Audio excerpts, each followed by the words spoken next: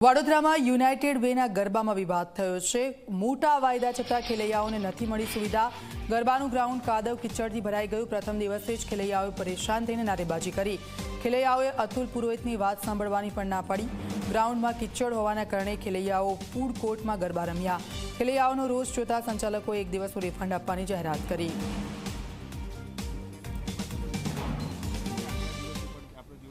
આપણે કુદરતની સામે મેનેજમેન્ટ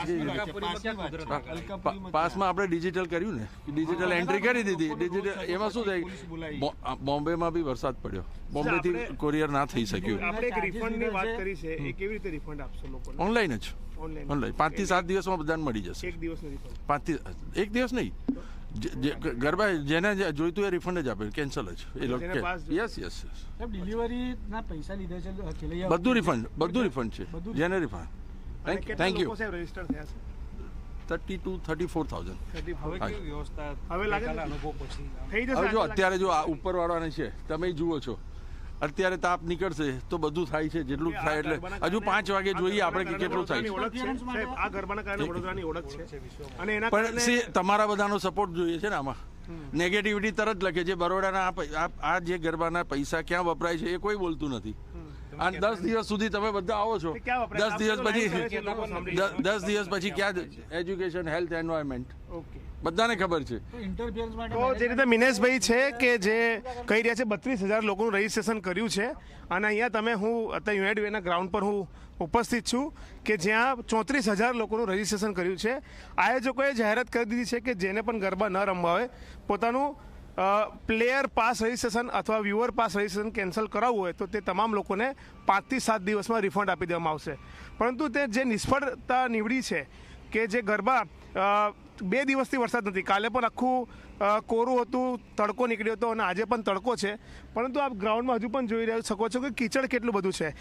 મિનેશભાઈ જે આયોજક છે યુવેના, તેમનું કહેવું છે કે પાણી ગ્રાઉન્ડની અંદર હતું અને જેના કારણે જ્યારે લોકો ગરબા રમ્યા, એક આટલી મોટી સંખ્યામાં લોકો ભેગા થયા તો પાણી ઉપર આવ્યું અને તેના કારણે લોકોને કીચડનો સામનો કરવો પડ્યો। અને અહીંયા જ ગઈકાલે જ્યારે રાત્રે મોટી સંખ્યામાં ખેલૈયાઓ ગરબા રમતા હતા ત્યારે તેમણે હોબાળો કર્યો, યુનાઇટેડ વેની હાય હાયના નારા લગાવ્યા, સાથે જ એવું પણ કહી દીધું કે અતુલ દાદાના કારણે અમે અહીંયા રમવા આવીએ છીએ, યુનાઇટેડ વેના કારણે નથી આવતા, પરંતુ તેમનું જે મેનેજમેન્ટ છે તે ખરાબ છે, મેનેજમેન્ટ નિષ્ફળ છે, તે પ્રકારના પણ આક્ષેપો ખેલૈયાઓએ કર્યા હતા।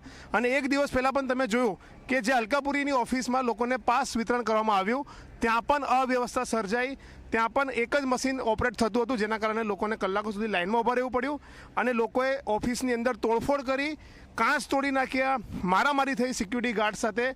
આ પ્રકારની જે ઘટનાઓ બની રહી છે તે ખરેખર ચિંતાજનક બાબત છે, કારણ કે યુનાઇટેડ વેના જે ગરબા છે તે ન માત્ર વડોદરા પરંતુ આખા વિશ્વમાં ફેમસ છે, પ્રચલિત છે, પરંતુ છેલ્લા 2 થી 3 વર્ષથી આ ગરબાના આયોજકોના મિસમેનેજમેન્ટના કારણે કહી શકાય કે જે ખેલૈયાઓ છે તેમને મુશ્કેલીનો સામનો કરવો પડી રહ્યો છે।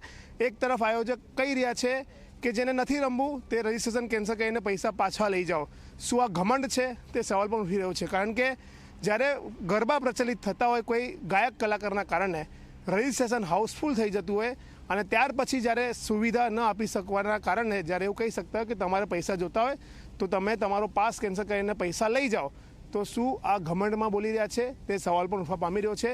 ચોક્કસથી હજારો ખેલૈયાઓ આ વ્યવસ્થાના કારણે નિરાશ થયા છે અને તેઓ માંગ કરી રહ્યા છે કે ગ્રાઉન્ડને વ્યવસ્થિત કરવું જોઈએ, અને હાલમાં કામ ચાલી રહ્યું છે, તડકો પણ નીકળ્યો છે, ત્યારે જોવું રહ્યું કે આજે કયા પ્રકારની વ્યવસ્થા યુનાઇટેડ વે ગ્રાઉન્ડમાં જોવા મળે છે। જી બિલકુલ, આભાર રવિ, આપની પાસેથી અપડેટ્સ લેતા રહીશું। તો યુનાઇટેડ વેના ગરબા કે જે વિવાદમાં આવ્યા હતા, પહેલું નોરતું ખેલૈયાઓ હોંશે હોંશે ત્યાં ગરબે રમવા માટે આવ્યા હતા, પરંતુ જે અવ્યવસ્થા થઈ, કાદવ કિચડ ગ્રાઉન્ડમાં જોવા મળ્યું ને તેના કારણે તે લોકોને ગરબા રમવામાં પણ તકલીફ થઈ અને તે લોકોએ વિરોધ કર્યો।